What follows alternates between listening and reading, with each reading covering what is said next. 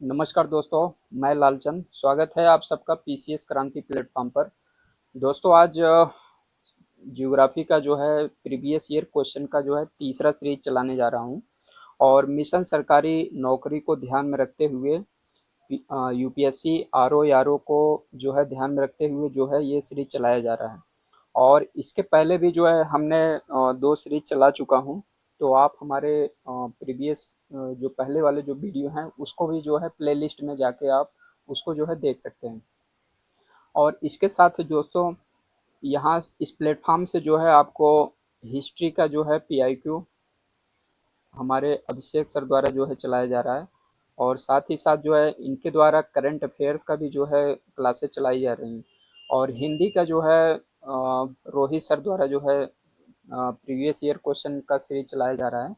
तो इनके भी वीडियो को जो है आप हमारे चैनल से जुड़ के देख सकते हैं और अपने एग्ज़ाम को जो है बेहतर बना सकते हैं। तो मिशन सरकारी नौकरी जो है ये हम लोग का एक टारगेट है, जिसमें जो है 1000 क्वेश्चन का एमसीक्यू कराने का टारगेट है। तो आप इसमें जो है अपनी भूमिका निभाएं और अपने एग्ज़ाम को बेहतर बनाएं। तो आज हम थोड़ा सा चर्चा करेंगे कि प्रीवियस ईयर क्वेश्चन से जो है आपको क्या बेनिफिट मिलने वाला है। दोस्तों जो है आप चाहे यूपीएससी हो चाहे पीसीएस हो या अदर कोई भी एग्ज़ाम हो, आरओ या आरओ जो भी है, तो अगर आप उसके क्वेश्चन पेपर को एनालाइज करेंगे तो वहाँ से आपको जो है डायरेक्ट इनडायरेक्ट लगभग 50 से 60 क्वेश्चन का जो है यहाँ से आपको डायरेक्ट या इनडायरेक्ट क्वेश्चन जो है वहाँ से आपको ज़रूर मिलेंगे। और या तो वो सीधा सीधा क्वेश्चन पूछेगा या तो जो है कुछ ऐसा कोई उसका एक कंटेंट जो आपके जो है एग्ज़ाम में वो काफ़ी मदद कर देता है। या कोई पॉइंट्स ऐसा होगा जो आप जब प्रीवियस ईयर पढ़ेंगे तो आप उसके एक्सप्लेनेशन को पढ़ेंगे तो वहाँ से जो है कोई ना कोई कंटेंट आपको जो है एग्ज़ाम में काफ़ी हेल्पफुल कर देता है। तो इसलिए जो है प्रीवियस ईयर क्वेश्चन को जो है पढ़ना और घटना चक्र को पढ़ना उसको एनालाइज करना जो है बहुत ज़रूरी है। तो चलिए हम आपका समय ज़्यादा न लेते हुए अपने टॉपिक पे चलते हैं। तो आज ये तीसरे सीरीज में जो है जिन टॉपिक को हम कवर करने जा रहा हूँ तो वो टॉपिक है जैसे भारत का तटरेखा है और पूर्वी एवं पश्चिमी तटरेखा है और बंगाल की खाड़ी के द्वीप समूह हैं, अरब सागर के द्वीप हैं और भारत के राज्य और केंद्र शासित प्रदेश और केंद्र शासित जो है प्रदेश। तो इन सारे टॉपिक के बारे में जो है आज हम डिटेल चर्चा करेंगे। और साथ ही साथ अगर आपको वीडियो अच्छा लगे तो कमेंट शेयर और सब्सक्राइब जरूर करें और बेल आइकन पर बटन जरूर दबाएं ताकि जो है नेक्स्ट वीडियो का आपको नोटिफिकेशन जरूर मिले। तो हम अपने टॉपिक पे चलते हैं। इसमें देखिए पहला क्वेश्चन जो है निम्नलिखित में से किस तट से भारत का औसत समुद्री तल नापा जाता है। तो भारत का औसत समुद्री तल जो नापा जाता है वो जो है यहाँ पे देखिए ऑप्शन में जैसे मुंबई है, कोचीन है और चेन्नई है और साथ साथ ही जो है विशाखापट्टनम है। तो इसका जो है कोचीन इसका आंसर हो जाएगा। तो आंसर क्या हो जाएगा, ये सी जो विकल्प है ये सही हो जाएगा। तो कोचीन जो है ये केरला के तट पे है। केरला का ये कोच्चि, इसको कोच्चि भी बोलते हैं, यहाँ पे कोचिन भी बोलते हैं इसको। ये कोचिन जो है एक प्रकार से इम्पोर्टेंट पोर्ट भी है केरला का। तो यहाँ से जो है जितने भी भारत के जितने भी लोकेशन हैं, इंटरनल लोकेशन है, उसको जो है यहाँ से समुद्री स्तर से जो है उसका नापते हैं कि समुद्र स्थल से जो है ये लोकेशन कितना ऊंचाई पे है। ठीक है, तो इसका आंसर क्या हो जाएगा, सी हो जाएगा। ठीक है, नेक्स्ट क्वेश्चन हम देखते हैं। भारत के प्रादेशिक जल क्षेत्र का विस्तार है। तो भारत का विस्तार जो है केवल भारत की सीमा तक ही नहीं है, भारत के सीमा से जो है अंदर बाहर जो है समुद्री क्षेत्र में भी जो है भारत का सीमा कहलाता है। तो उन समुद्री क्षेत्र के बारे में हम थोड़ा सा आपको बताते हैं। जैसे समुद्र का तट जो भी होता है वो टेढ़ा मेढ़ा जो भी होता है, वहाँ से कुछ जो है कुछ क्षेत्र उसके बाहर निकले रहेंगे समुद्र में, कुछ टापू जो है बाहर निकलेंगे या कुछ अंदर अंदर घुसा रहेगा।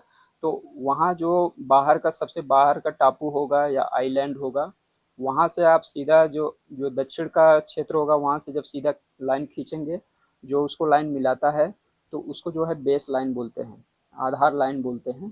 तो भारत की बेस लाइन जो है वो माना जाता है जहाँ से समुद्र का कोई क्षेत्र निकला हो और उसको दक्षिण सिरा में सीधा सीधा मिलाएंगे तो जो भी समुद्री क्षेत्र उसके अंदर आएगा वो जो है बेस लाइन में माना जाता है, ठीक है।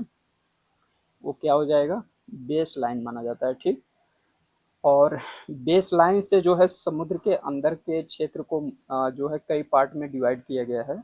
और उसमें जो है 12 समुद्री मील जो है, 12 समुद्री मील जब आप अंदर जाएंगे तो 12 समुद्री मील अंदर के क्षेत्र को जो है प्रादेशिक समुद्री सीमा या टेरिटोरियल जो है सी बोलते हैं इसको। टेरिटोरियल टेरिटोरियल सी टेरिटोरियल सी जो है इसका इसका दूरी कितना होता है बेस लाइन से, ये है 12 मील, 12 समुद्री मील जो होता है, 12 समुद्री मील, ठीक है।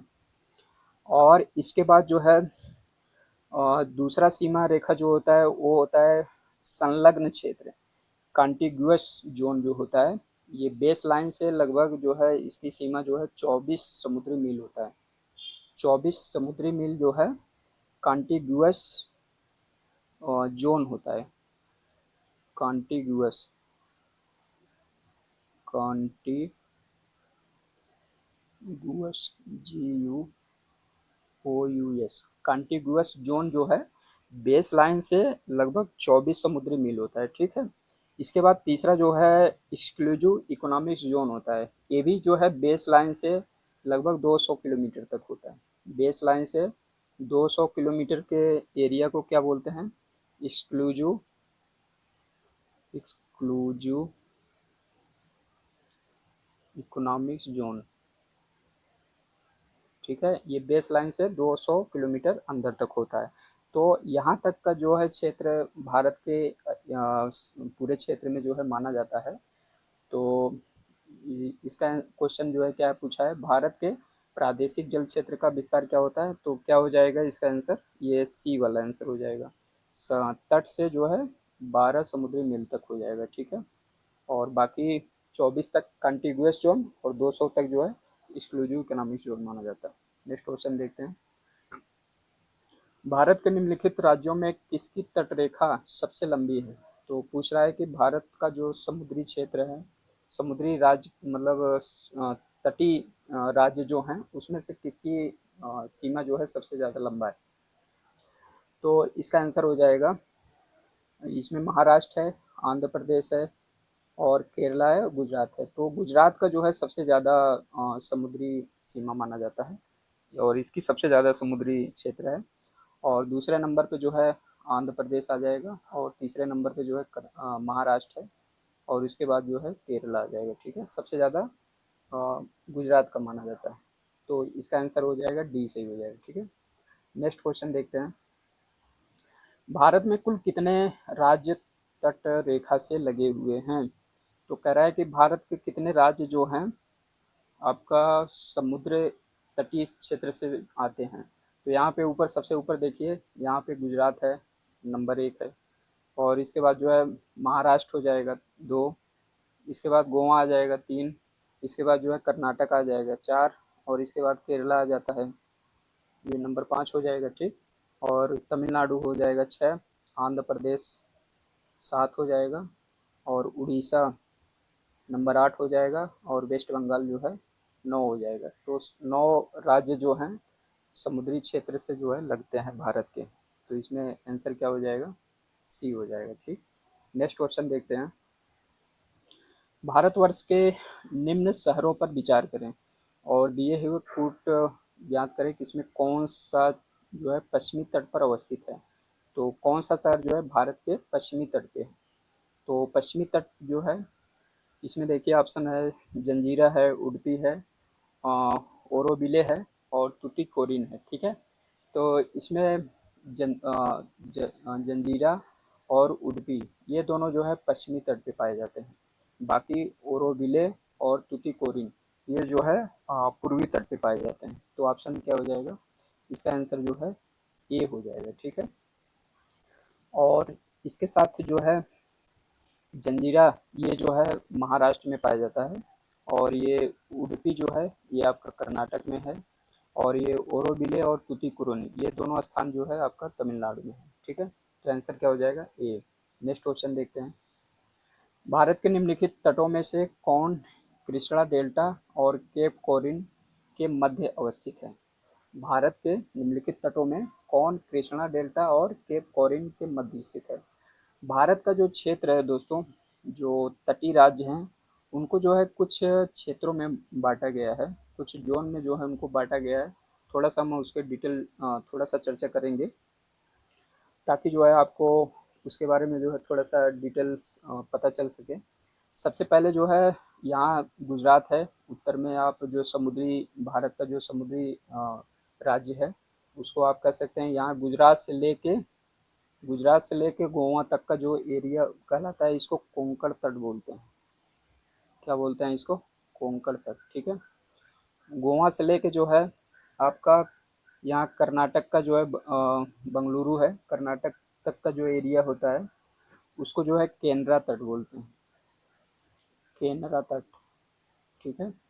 और ये कर्नाटक से लेके दक्षिण जो है आपका ये केरला तक, केरला का जो है कन्याकुमारी जो दक्षिण में जो लोकेशन है, वहाँ तक का जब एरिया लेंगे तो उसको क्या बोलते हैं? उसको जो है मालाबार तट बोलते हैं, मालाबार तट, ठीक है। और इसके बाद जो है कन्याकुमारी से लेके, कन्याकुमारी के लोकेशन को ही जो है यही कन्याकुमारी में ही जो है केप कोरिन है, केप कॉमरिन है। तो ये केप कॉमरिन जो बोला जाता है ये कन्याकुमारी में ही है। तो यहाँ दक्षिण से लेके जब आप यहाँ उत्तर में जाएंगे, कृष्णा डेल्टा तक का जो लोकेशन है, इसको जो है क्या बोलते हैं? ये कोरोमंडल कोस्ट है, ये कोरोमंडल जो है कोस्ट, कोरोमंडल, कोरोमंडल, कोरोमंडल कोस्ट ये बोला जाता है। और इसके बाद जो है कृष्णा डेल्टा के ऊपर का जो पार्ट है, और लगभग उड़ीसा के बीच तक जो है महानदी के बीच का जो एरिया होता है उसको जो है गोलकुंडा तट बोलते हैं, गोलकुंडा, गोलकुंडा तट बोलते हैं। और महानदी के ऊपर जो है बाकी और ऊपर वेस्ट बंगाल तक जितने भी तटीय एरिया है उसको जो है उत्तरी सरकार तट बोलते हैं, उत्तरी सरकार तट, ठीक है। तो गुजरात से गोवा तक कोंकण, और गोवा से लेके कर्नाटक का जो है बंगलुरु जो है वहाँ तक का लोकेशन जो है केंद्रा, केंद्रा तट बोलते हैं। और कर्नाटक से नीचे दक्षिण में केरला तक जो है मालाबार तट कहते हैं। और केप कॉमरिन या कन्याकुमारी से आपका कृष्णा डेल्टा तक के एरिया को जो है तटीय क्षेत्र को कोरोमंडल तट बोलते हैं। और कृष्णा डेल्टा से लेके ऊपर महानदी तक का जो एरिया है तटीय क्षेत्र, उसको गोलकुंडा तट भी बोलते हैं। और महानदी से ऊपर वाला जो तट एरिया है उसको उत्तरी सरकार तट बोलते हैं, ठीक है। तो इसमें क्या हो जाएगा? इसका आंसर क्या हो जाएगा? ये सही हो जाएगा। चलिए नेक्स्ट क्वेश्चन देखते हैं। निम्नलिखित में से किसे केप कॉमरिन के नाम से जाना जाता है? अभी जस्ट हम इसके पहले ही चर्चा किए हैं। तो वह लोकेशन क्या है आपका? ये कन्याकुमारी जो है। इसका आंसर क्या हो जाएगा? इसका आंसर जो है आपका सी सही हो जाएगा, ठीक है, कन्याकुमारी। इसके बाद नेक्स्ट क्वेश्चन देखते हैं। भारत के पश्चिमी तट के उत्तरी भाग को जिसे अन्य नाम से जाना जाता है, भारत के पश्चिमी तट के उत्तरी भाग को जिस अन्य नाम से जाना जाता है, अभी जस्ट हम इसकी चर्चा किए हैं। तो उसको क्या बोलते हैं? आपका गुजरात से गोवा तक की बात कर रहा है तो वो कोंकण तट हो जाएगा, ठीक है। आंसर क्या हो जाएगा? सी। नेक्स्ट क्वेश्चन देखते हैं। निम्नलिखित में से कौन सा एक समुद्री स्तर में पुनरावृत्ति गिरावट का सर्वोत्तम उदाहरण है जिसे वर्तमान समय की सुविस्तृत कच्छ भूमि उत्पन्न हुई है? तो इसका आंसर क्या हो जाएगा? इसका आंसर जो है आपका कच्छ का रण, कच्छ का रण जो है ये एक प्रकार से इसको कच्छ भूमि बोलते हैं। और यहाँ पे काफ़ी बड़े मात्रा में दलदली एरिया पाया जाता है। तो इसका आंसर क्या हो जाएगा? डी सही हो जाएगा, ठीक है। बाकी ये भितरकनिका गरान जो है ये आपका उड़ीसा में पाया जाता है, ठीक है। नेक्स्ट क्वेश्चन देखते हैं हम। अंडमान और निकोबार द्वीप समूह में सबसे अधिक ऊंचाई वाली चोटी क्या है? अंडमान और निकोबार द्वीप समूह में सबसे ऊंची चोटी जो है, यहाँ पे देखिए सैंडल पीक है, माउंट थुइलर है, माउंट दियावोलो है, माउंट कोयले है। तो इसका आंसर जो है ए हो जाएगा। सैंडल पीक जो है सभी चोटियों में सबसे ऊंचा चोटी है, तो सबसे इसका आंसर क्या हो जाएगा? ए सही हो जाएगा। ठीक है, नेक्स्ट क्वेश्चन देखते हैं। 10 डिग्री चैनल जो है पृथक करता है। 10 डिग्री चैनल जो है किसको पृथक करता है? 10 डिग्री चैनल जो है आपका, यहाँ पे देखिए, अंडमान और निकोबार द्वीप समूह है, और अंडमान को म्यांमार से है, भारत को श्रीलंका से है, और लक्षद्वीप को मालदीव से। तो अंडमान और निकोबार द्वीप समूह को जो है वो अलग करता है 10 डिग्री जो है, अंडमान और निकोबार द्वीप समूह। और थोड़ा सा अगर क्वेश्चन को घुमा के पूछ सकता है, यहाँ पे ये भी पूछ सकता है कि अगर अंडमान की जगह पे जो है लिटिल अंडमान दे दे, और निकोबार द्वीप समूह को जो है कार निकोबार दे दे, थोड़ा सा कंफ्यूजन कर दे, तो अंडमान में भी किस एरिया को जोड़ता है? ये लिटिल अंडमान को, लिटिल अंडमान, लिटिल अंडमान। ठीक है, और निकोबार द्वीप समूह में जो है कार निकोबार को जोड़ता है, कार निकोबार, मतलब लिटिल अंडमान और कार निकोबार को जो है डिवाइड करता है, और उसके साथ जो है इंडियन ओशियन को जो है एक दूसरे से जोड़ता है। ठीक है, नेक्स्ट क्वेश्चन देखते हैं। निम्नलिखित कथनों पर विचार करें। बैरन द्वीप ज्वालामुखी एक सक्रिय ज्वालामुखी है जो भारतीय राज्य क्षेत्र में स्थित है। तो बैरन द्वीप जो है ये आपका अंडमान निकोबार का ही एक आइलैंड है। तो ये क्वेश्चन, ये पॉइंट्स जो है सही हो जाएगा, और ये साथ में जो है ये सक्रिय ज्वालामुखी का भी ये उदाहरण है। तो पहला पॉइंट जो है सही हो जाएगा। बैरन द्वीप ग्रेट निकोबार से लगभग 140 किलोमीटर पूर्व में है। तो ये काफ़ी फैक्चुअल क्वेश्चन है, आपको यहाँ पे डेटा अगर आपको एग्जैक्ट मालूम रहेगा तभी आप जो है इस क्वेश्चन को कर पाएंगे। तो ये 140 किलोमीटर नहीं है, बल्कि ये 135 किलोमीटर है।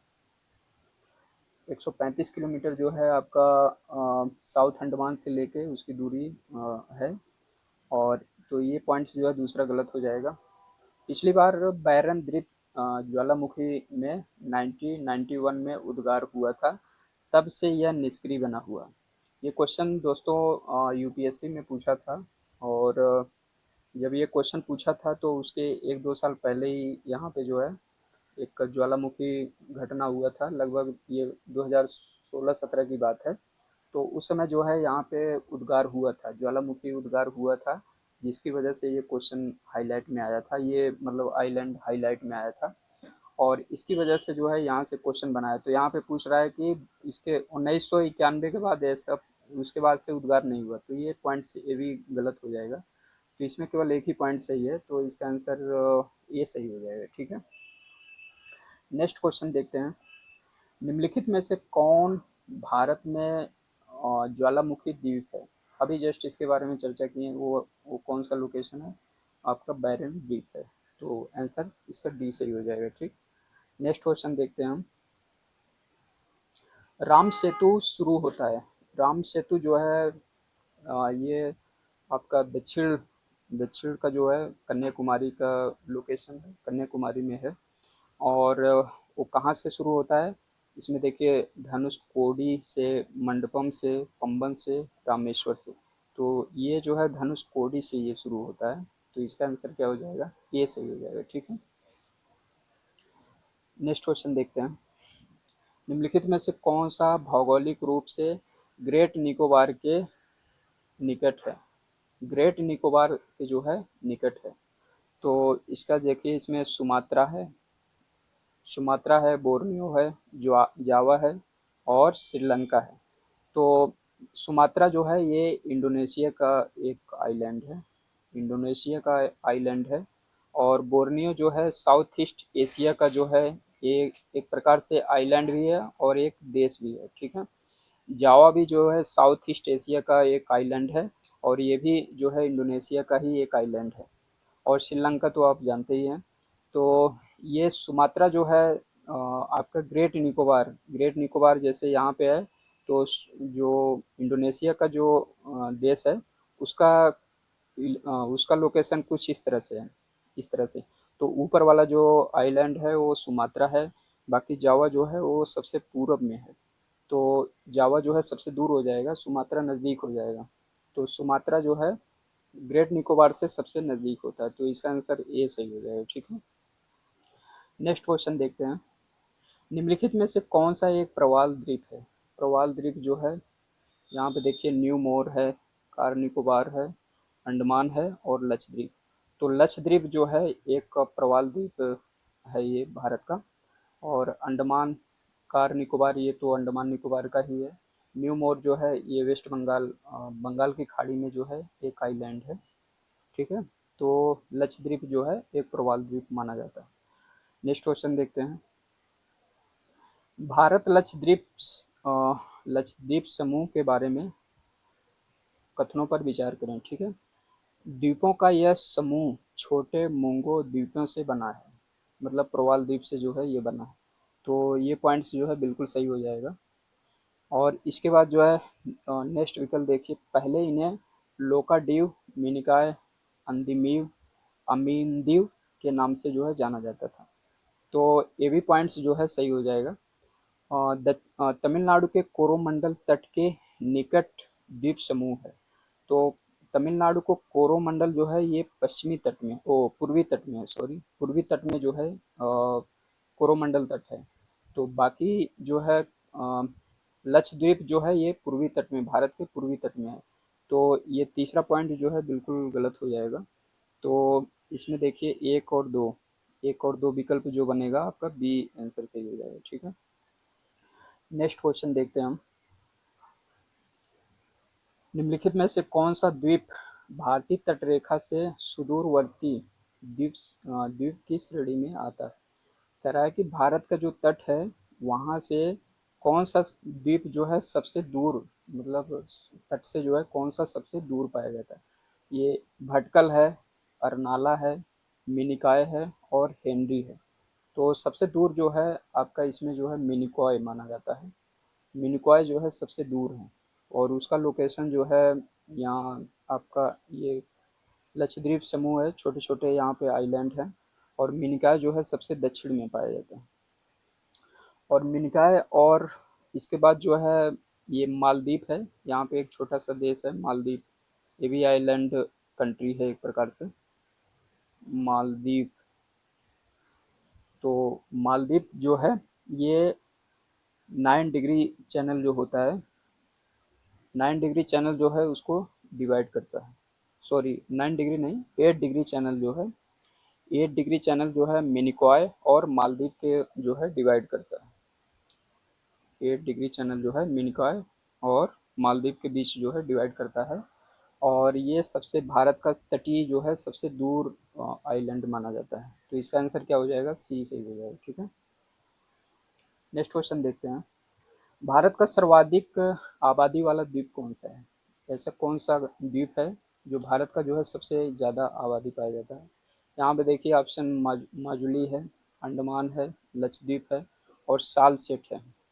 तो साल सेट जो है ये आपको मुंबई जो है, मुंबई मुंबई शहर जो है ये सॉलसेट आइलैंड पे ही है। तो सबसे ज़्यादा आबादी जो है मुंबई का है इस समय, सिटी के हिसाब से अगर देखें तो सबसे ज़्यादा आबादी जो है डी मतलब सालसेट हो जाएगा। और लक्षद्वीप तो जो है एक छोटा सा लक्ष आइलैंड है, तो यहाँ पे आबादी बहुत कम है। अंडमान में भी आबादी कम है। माजुली जो है ये ब्रह्मपुत्र का जो है एक आइलैंड है। तो इसका आंसर क्या हो जाएगा? डी सही हो जाएगा। ठीक है, नेक्स्ट क्वेश्चन देखते हैं। कोरी क्रीक स्थित है, कोरी क्रीक जो है कहाँ पे स्थित है? यहाँ पे ऑप्शन में देखिए कच्छ की खाड़ी में और खंबात की खाड़ी और कच्छ के लिटिल रन और कच्छ के रन में। तो इसमें जो है कोरी क्रीक आप देखेंगे तो इसका आंसर क्या हो जाएगा? कच्छ के रन में। कोरी क्रीक कहाँ पे स्थित है? कच्छ के रन में। आप जब गुजरात का लोकेशन जब देखेंगे, गुजरात का जो है कुछ लोकेशन जब आप बनाएंगे तो पाकिस्तान के कुछ सीमा से होते हुए इस टाइप से जो है बनता है, इस टाइप से। तो ये कोरी क्रीक जो है ये पाकिस्तान और भारत के बीच का जो है कुछ विवादित एरिया है, और भारत हालांकि अभी भारत के कब्जे में है, तो पाकिस्तान जो है इसको अपना क्षेत्र मानता है। तो यहीं पे है कोरी क्रीक, ये विवादित एरिया है। तो कच्छ का रन जो है यहीं पे है, रन ऑफ कच्छ जो है यहीं पे है, कच्छ का रन जो है यहीं पे, ठीक है। उसके बाद ये वाला जो एरिया है ये खाड़ी जो है गल्फ ऑफ कच्छ है, गल्फ ऑफ, गल्फ ऑफ जो है कच्छ, गल्फ ऑफ कच्छ हो जाएगा। और ये जो है ये कौन सा गल्फ है? ये गल्फ ऑफ खंबात है, gulf of Khambhat, gulf of Khambhat है, ठीक है। और कच्छ के लिटिल रन, लिटिल रन किसको बोलते हैं? ये खंबात की खाड़ी में ही जो है एक छोटा सा और दलदली एरिया है, ये वाला जो पोर्शन है, ये वाला जो है कच्छ गल्फ ऑफ कच्छ का जो ये वाला एरिया है, यहीं पे जो है कुछ और दलदली एरिया है, इसी को बोलते हैं little run, little, little run, ठीक है। तो कच्छ का रन जो है भारत और पाकिस्तान की सीमा पे लगभग है, और गल्फ ऑफ कच्छ ये है, और लिटिल रन जो है गल्फ ऑफ कच्छ का ही कुछ और इंटरनल भारत के आंतरिक क्षेत्र की ओर है। और इसके बाद गल्फ ऑफ खंबात जो है यहाँ पे पाया जाता है। तो इसका आंसर क्या हो जाएगा? डी सही हो जाएगा, ठीक है। नेक्स्ट क्वेश्चन देखते हैं। भारत के किस राज्य को सिलिकॉन स्टेट माना जाता है? तो सिलिकॉन स्टेट जो है भारत का कर्नाटक माना जाता है। तो ये जो है एक प्रकार से इंफॉर्मेशन टेक्नोलॉजी का जो है काफ़ी गढ़ माना जाता है। आईटी इंडस्ट्री जो है यहाँ पे काफ़ी बड़ी मात्रा में है, तो इसलिए जो है इसको सिलिकॉन स्टेट भी माना जाता है। नेक्स्ट क्वेश्चन देखते हैं। निम्नलिखित में से कौन सा सुलेमित है? तो इसको जो है आपको देखना है कौन सा जो है एक दूसरे से सही है। औरंगाबाद जो है आंध्र प्रदेश में, पालनपुर गुजरात, हुबली महाराष्ट्र, और गुंटूर जो है उड़ीसा। तो इसमें से कौन सा आंसर सही हो जाएगा? पालनपुर जो है आपका गुजरात में पाया जाता है, ये ऑप्शन जो है सही हो जाएगा। इसका आंसर क्या हो जाएगा? बी सही हो जाएगा। औरंगाबाद आपका जो है महाराष्ट्र में है, महाराष्ट्र में, ठीक है। और हुबली कहाँ है? ये आपका कर्नाटक में, हुबली कहाँ पे है? कर्नाटक में। और गुंटूर जो है, गुंटूर कहाँ पे है? ये आपका आंध्र प्रदेश में, आंध्र प्रदेश में है, ठीक है। आंसर क्या हो जाएगा? बी सही होगी। नेक्स्ट क्वेश्चन देखते हैं। निम्नलिखित नगरों में कौन राष्ट्रीय राजधानी प्रदेश में अवस्थित है? मतलब राष्ट्रीय राजधानी प्रदेश में जो है कौन सा एरिया आता है? इसमें देखिए अम्बाला है, खुर्जा है, करनाल है, रोहतास है। तो इसमें जो है खुर्जा, करनाल और रोहतास, ये तीनों एरिया जो है आपका राष्ट्रीय राजधानी प्रदेश में जो है आया जाता है, पाया जाता है। तो 2, 3, 4 इसका आंसर जो है आपका डी सही हो जाएगा, ठीक है। अम्बाला जो है ये हरियाणा का एक पार्ट है, इसको भी जो है एनसीआर में अभी शामिल करने की बात चल रही है, तो ये अभी शामिल नहीं है। बाकी ये खुर्जा जो है ये आपका यूपी का एरिया है, और करनाल और रोहतास ये दोनों जो है हरियाणा का एरिया है, ठीक है। इसका आंसर क्या हो जाएगा? डी सही हो जाएगा। नेक्स्ट क्वेश्चन देखते हैं। भारत के समस्त राज्यों में क्षेत्रफलानुसार उत्तर प्रदेश का क्या पोजीशन है? तो उत्तर प्रदेश का पोजीशन जो है आपका यहाँ पे देखिए, पहला, दूसरा, तीसरा, चौथा। तो उत्तर प्रदेश का जो है स्थान चौथा है। पहला कौन सा है? पहला जो है आपका राजस्थान है, ठीक है। दूसरा जो है एमपी है, और तीसरा जो है आपका महाराष्ट्र है, ठीक है। पहला राजस्थान, दूसरा एमपी, तीसरा महाराष्ट्र, और चौथा जो है यूपी का स्थान। आंसर क्या हो जाएगा? डी से हो जाएगा। नेक्स्ट क्वेश्चन देखते हैं। भारत के निम्नलिखित राज्यों में कौन सा जनसंख्या की दृष्टि से जो है द्वितीय और क्षेत्रफल की दृष्टि से जो है तृतीय स्थान है। तो अभी तीसरा स्थान अभी आपको बताएं कि क्षेत्रफल की दृष्टि से कौन है, मध्य प्रदेश है। तो इसका आंसर जो है बी सही हो जाएगा। जनसंख्या की दृष्टि से भी जो है ये द्वितीय स्थान पे आता है 2011 की जनगणना के अनुसार। तो आंसर क्या हो जाएगा, बी सही हो जाएगा। नेक्स्ट क्वेश्चन देखते हैं। भारत का लगभग 30% क्षेत्र 3 राज्यों में समाहित है। भारत का जो पूरा एरिया है उसका 30% भाग जो है 3 राज्यों में समाहित है। तो वो 3 राज्य कौन कौन से हैं? वो 3 राज्य जो है आपका, पहला स्थान जो है आपका राजस्थान है। राजस्थान क्षेत्रफल में सबसे बड़ा है। दूसरा कौन सा है? दूसरा जो है आपका महाराष्ट्र है। तीसरा जो है आपका मध्य प्रदेश। ये तीनों मिला के जो है आपका 30% जो है एरिया कवर करता है। तो इसका आंसर क्या हो जाएगा, सी सही हो जाएगा। ठीक है, नेक्स्ट क्वेश्चन देखते हैं।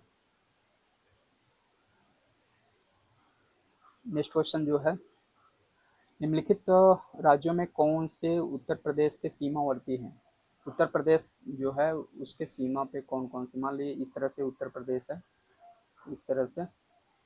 तो कह रहा है कि कौन कौन से राज्य जो है उसके सीमा बनाते हैं। इसमें देखिए पंजाब है। पंजाब ये बिल्कुल नहीं होगा, तो ये ऑप्शन कट जाएगा पहले। राजस्थान है, छत्तीसगढ़ है और झारखंड। तो इसका आंसर जो है आपका 2 3 4, 2 3 4 जो है इसका सही हो जाएगा। ठीक है, तो उत्तर प्रदेश का जो सीमा बनाता है उधर से ऊपर से उत्तर से देखें तो आपका उत्तराखंड है। और इसके बाद जो है हिमाचल प्रदेश का भी एक जिला आता है। उसके बाद जो है एनसीआर आपका दिल्ली आता है, फिर राजस्थान आता है, फिर एमपी आता है, फिर छत्तीसगढ़ आता है, फिर झारखंड आता है, उसके बाद जो है आपका बिहार आता है। तो इतने सारे राज्य जो है उत्तर प्रदेश की सीमा बनाते हैं। आंसर क्या हो जाएगा इसका, 2 3 4 मतलब बी सही हो जाएगा। ठीक है, नेक्स्ट क्वेश्चन देखते हैं। छत्तीसगढ़ की सीमा उभयनिष्ठ नहीं है। छत्तीसगढ़ का सीमा जो है उभयनिष्ठ नहीं है। इसका देखिए कौन सा राज्य जो है छत्तीसगढ़ से नहीं लगता है।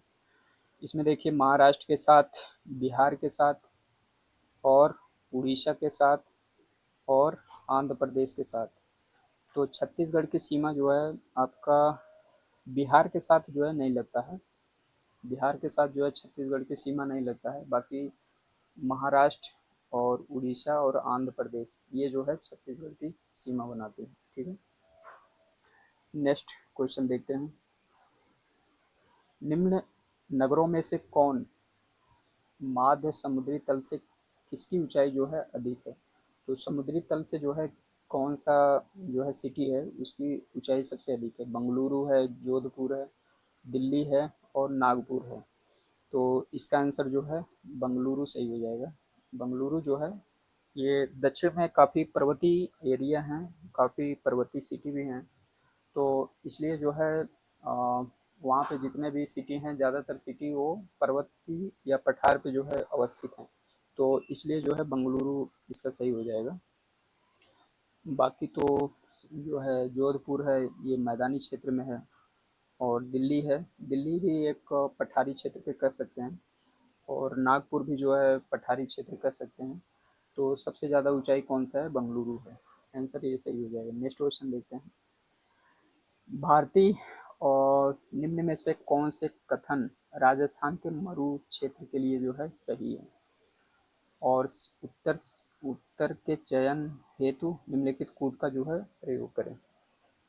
इसमें देखिए पहला स्टेटमेंट जो है, यह विश्व का सबसे घना बसा मरुस्थल है। तो राजस्थान जो है आपका वो थार का मरुस्थल भी जो है भारत के पश्चिमी राजस्थान का कुछ पार्ट उसमें आ जाता है। तो ये एक प्रकार से जो है कह सकते हैं कि राजस्थान की भी आबादी लगभग ठीक ठाक है। तो विश्व का सबसे घना बसा मरुस्थल भी माना जाता है। ठीक है, इसके बाद जो है यह लगभग 10,000 वर्ष पुराना है, जिसका कारण अत्यधिक मानवीय हस्तक्षेप रहा। इसको ऐसा माना जाता है, जियोग्राफर जियोग्राफर जो है मानते हैं कि ये 10,000 वर्ष पूर्व जो है राजस्थान का जो थार का मरुस्थल है वहाँ पे जो है पहले काफ़ी वन पाए जाते थे, काफ़ी जंगल पाया जाता था, लेकिन धीरे धीरे मानवीय हस्तक्षेप से जो है वो धीरे धीरे कम होता गया। तो ये भी स्टेटमेंट जो है सही हो जाएगा। यहाँ केवल 40 से 60% क्षेत्र ही कृषि हेतु अवस्थित हैं। यहाँ 40 से 60% जो है क्षेत्र कृषि के लिए अवस्थित है। तो ये भी लगभग सही है, ये भी पॉइंट जो है सही माना जाएगा। वहाँ का जो है 40 से 60% ही जो है कृषि क्षेत्र है, बाकी जो है बंजर भूमि है, मरुस्थल है। यहाँ पे चौथा स्टेटमेंट जो है, शुद्ध बोए गए क्षेत्र में वृद्धि के कारण चारागाह क्षेत्र का जो है विस्तार पर कुप्रभाव पड़ा। मतलब जो शुद्ध बोया गया क्षेत्र है, जो वहाँ पे जो कृषि वाला एरिया है उसको धीरे धीरे बढ़ा रहे हैं, और जो चारागाह वाला जो क्षेत्र है उसको धीरे धीरे जो है कम पड़ रहा है, उसको उसका प्रभाव कम पड़ रहा है। या कह सकते हैं कि जब आप शुद्ध खेती को जो है जब बढ़ाएंगे तो चारागाह क्षेत्र को जो है कहीं ना कहीं आप उसको कम करने का प्रयास करेंगे। तो ये भी स्टेटमेंट जो है सही हो जाएगा। तो इसके चारों स्टेटमेंट सही हो जाएंगे। तो आंसर क्या हो जाएगा? डी सही हो जाएगा। नेक्स्ट क्वेश्चन देखते हैं। नीलांग, ये वर्ड गलत है, ये वर्ड ध्यान मत दीजिए। भारत का एक विशेष राज्य निम्नलिखित विशेषताओं से युक्त है। एक ऐसा राज्य है जो निम्नलिखित विशेषताओं से जो है युक्त है। तो विशेषता क्या है? यह उसी अक्षांश पे अवस्थित है जो उत्तरी राजस्थान से होकर जाता है।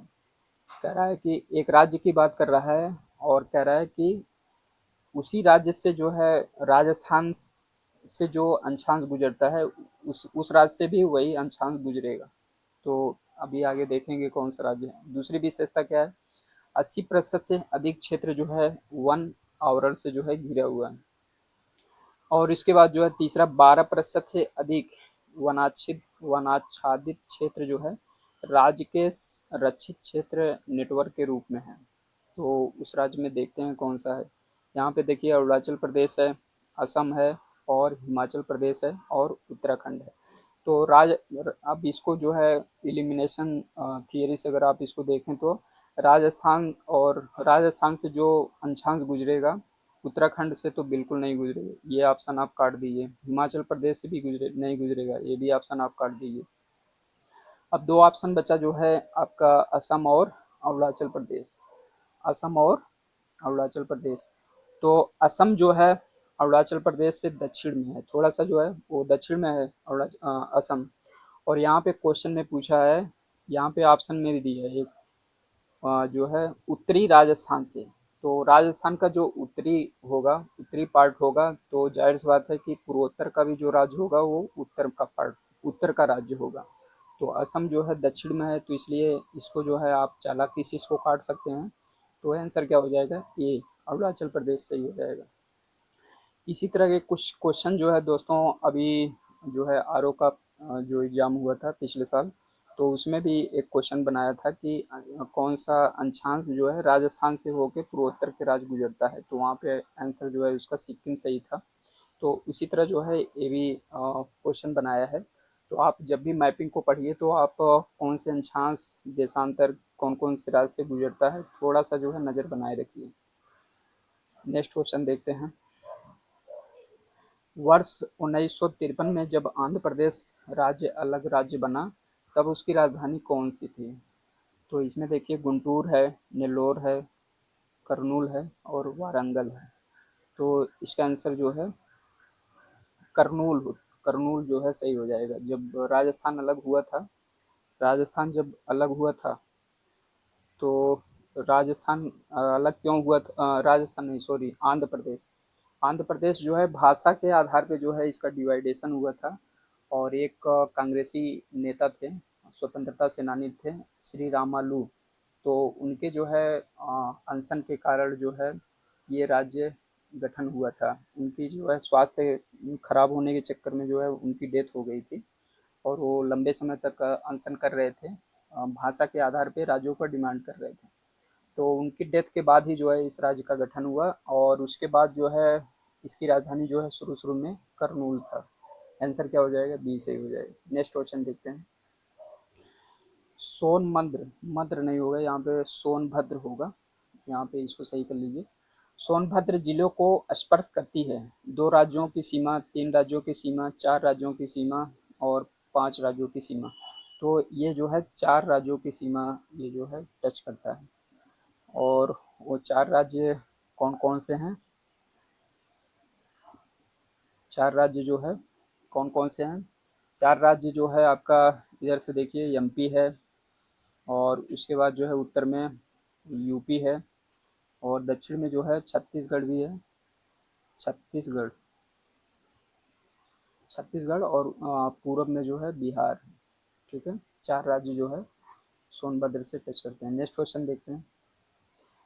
4 दक्षिणी राज्य आंध्र प्रदेश, कर्नाटक, केरल और तमिलनाडु में से कौन सबसे अधिक भारतीय राज्यों के साथ संपर्क सीमा जो है बनाता है? ठीक है, आंध्र प्रदेश दिया है इसमें। सबसे पहले कीवर्ड्स को जो है आप सेलेक्ट करिए। आंध्र प्रदेश, कर्नाटक और केरल और तमिलनाडु है। ठीक है, तो सबसे अधिक सीमा जो है कौन सा राज्य बनाता है? आंध्र प्रदेश को देखिए। आंध्र प्रदेश को जो है सबसे पहले इसको काउंट करिए, कौन कौन से राज्य इसकी सीमा बनाते हैं। उत्तर से आप अगर देखें तो तेलंगाना एक हो गया, और इसके बाद जो है कर्नाटक 2 हो गया, और तमिलनाडु जो है 3 हो गया, और उधर जो है उड़ीसा 4 हो गया, और छत्तीसगढ़ 5। तो आंध्र प्रदेश से जो है 5 राज्य बनाते हैं। और कर्नाटक से देखते हैं। कर्नाटक में जो है आपका सबसे पहले गोवा 1 हो गया, महाराष्ट्र 2 हो गया, तेलंगाना 3 हो गया, आंध्र प्रदेश 4 हो गया, तमिलनाडु 5 हो गया, और केरला 6।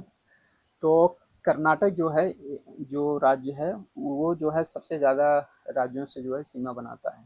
तो यहाँ पे आंध्र प्रदेश और कर्नाटक में से प्रत्येक, ये ऑप्शन तो गलत हो जाएगा, क्योंकि दोनों अलग अलग संख्या में जो है सीमा बनाते हैं। तमिलनाडु और केरल, तमिलनाडु से जो है कितने राज्य सीमा बनाते हैं? तमिलनाडु से जो है आपका उड़ीसा हो गया, ठीक है, उड़ीसा हो गया, छत्तीसगढ़ हो गया, नहीं सॉरी, तमिलनाडु से बात कर रहे हैं ना। तमिलनाडु से जो है आंध्र प्रदेश हो गया, कर्नाटक हो गया, और केरला हो गया। तो इससे जो है 3 राज्य बनाते हैं केवल, तो ये भी ऑप्शन कट जाएगा। तो सबसे ज़्यादा किससे बनाता है? कर्नाटक से। तो आंसर बी सही हो जाएगा। ठीक है, नेक्स्ट क्वेश्चन देखते हैं।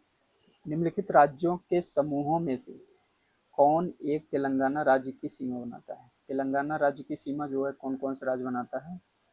तेलंगाना राज्य की सीमा जो है, यहाँ पे देखिए, आंध्र प्रदेश है, कर्नाटक है, महाराष्ट्र और छत्तीसगढ़ है। तो आंध्र प्रदेश, कर्नाटक, आंध्र प्रदेश भी बनाता है, कर्नाटक भी बनाता है, महाराष्ट्र भी बनाता है, और छत्तीसगढ़ भी बनाता है। तो इसका आंसर जो है ये सही हो जाएगा। और इसमें देखिए बी वाले में कर्नाटक भी है, महाराष्ट्र है, ये दोनों तो सही है। एमपी जो है नहीं बनाता है, तो एमपी को इसमें आप काट सकते हैं। नीचे जो है आंध्र प्रदेश, छत्तीसगढ़, कर्नाटक, झारखंड नहीं है, झारखंड को आप काट सकते हैं। और डी वाले में भी एमपी को आप काट सकते हैं। तीनों ऑप्शन गलत हो जाएंगे, तो आंसर ये सही हो जाएगा। नेक्स्ट क्वेश्चन देखते हैं। भारत का सबसे बड़ा संघ राज्य क्षेत्र है। भारत का सबसे बड़ा संघ राज्य, यूटी, यूनियन टेरिटोरी जो है, यहाँ पे देखिए दमन द्वीप है, पंडिचेरी है, दिल्ली और चंडीगढ़। दिल्ली जो है सबसे बड़ा, ये जितने ऑप्शन दिया है इसमें से जो है दिल्ली सबसे बड़ा संघ क्षेत्र हो जाएगा। और इसके साथ जो है अभी जो राज्य का जो पुनर्गठन हुआ एक प्रकार से यूटी का, 26 जनवरी 2020 से 2020 से जो है सबसे बड़ा यूटी का जो राज्य है वो लद्दाख है। ठीक है, लद्दाख जो है इस समय क्षेत्रफल की दृष्टि से जो है सबसे ज़्यादा है, और जनसंख्या की दृष्टि से बोलें तो जो है दिल्ली सबसे ज़्यादा है। ठीक है, नेक्स्ट क्वेश्चन देखते हैं। सिलवासा राजधानी है, सिलवासा राजधानी जो है, इसमें देखिए दमन द्वीप है, दादर नगर हवेली है, लक्षद्वीप है, अरुणाचल प्रदेश है। अरुणाचल प्रदेश की राजधानी क्या है? ईटानगर है। और लक्षद्वीप, तो लक्षद्वीप की जो है राजधानी कावारत्ती है। ठीक है, अभी जो है जो यूटीज का, यूनियन टेरिटोरी का जो पुनर्गठन हुआ, तो उसमें दमन दीव और दादर नगर हवेली, इन दोनों केंद्र शासित प्रदेशों को जो है विलय कर दिया गया। तो इस समय जो है सिलवासा जो है इन दोनों क्या कह सकते हैं कि यूटी का जो है राजधानी है। तो इसका आंसर जो है दोनों सही हो जाएगा। ये क्वेश्चन पुराना है तो इसलिए जो है इसमें उस समय के हिसाब से देखेंगे तो इसका आंसर बी सही हो जाएगा। लेकिन अभी करंट का सिचुएशन जो है इन दोनों द्वीप को जो है इन दोनों यूटीज को विलय कर दिया गया। तो इसका आंसर दोनों सही हो जाएगा, ए और बी। नेक्स्ट क्वेश्चन देखते हैं। देश के किस राज्य का भाग जो है राष्ट्रीय राजधानी क्षेत्र में नहीं है?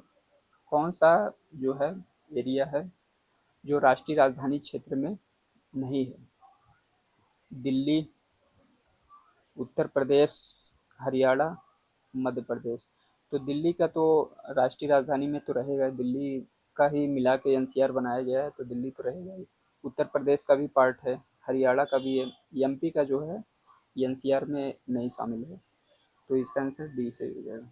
Next question. तो ये रहे सारे क्वेश्चन। आज 38 क्वेश्चन का हमने जो है सीरीज करवाया। तो जल्दी हम नेक्स्ट वीडियो में मिलेंगे और आप हमारे चैनल पे बने रहने के लिए यहाँ से अगर आप स्कैन करेंगे तो आप हमारे टेलीग्राम चैनल पे डायरेक्ट जुड़ सकते हैं।